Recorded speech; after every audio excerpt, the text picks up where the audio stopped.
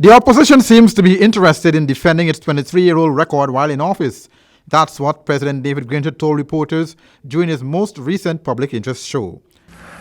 But the record is indefensible. Waiving a book, which is an incomplete record of what took place, is not helpful. The opposition has to answer the specific questions which were raised in my presentation on the 13th of October, and those questions were not addressed. That's so true. The opposition walked out of Parliament on October 3rd when President David Granger addressed the House. Mr. Granger said the opposition must answer if the statement he made in Parliament is true or untrue.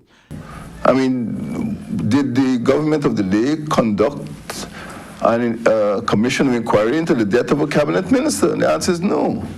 Did the government conduct an inquiry into the allegation that a certain minister had used official letterhead paper to acquire equipment to eavesdrop on other people in telephone conversation? They must answer specific questions. The debate over President David Granger's recent address to Parliament was so controversial that it led to an intense exchange between parliamentarians as well as another walked out by political opposition. This was ignited at a time when opposition member Nandlal made his contribution to the debate. Nandlal was heavily critical of the president's speech as well as his steadily appearance in the Parliament.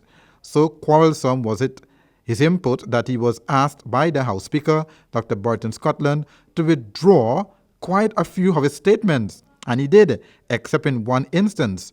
However, President David feels that those assassinations in the past must be answered by the opposition. So even though the Bartica trial is going on now, there was no inquiry. If a plane lands in Rupuni, I inquire into it, and I will get answers. And you have, dozens of people being killed with no inquiry. So it's not a question of waiving a book in Parliament. You must answer the specific questions. And we now have to pick up the pieces of that broken decade and fix the police force. That's what I'm trying to do. So I do not think that the matters that were raised were adequately addressed in Parliament. And I don't think the public should be misled about the damage which was done to the security forces and to the country as a whole during that deadly decade as I referred to. Andrew Weeks reporting for Channel 2 Headline News.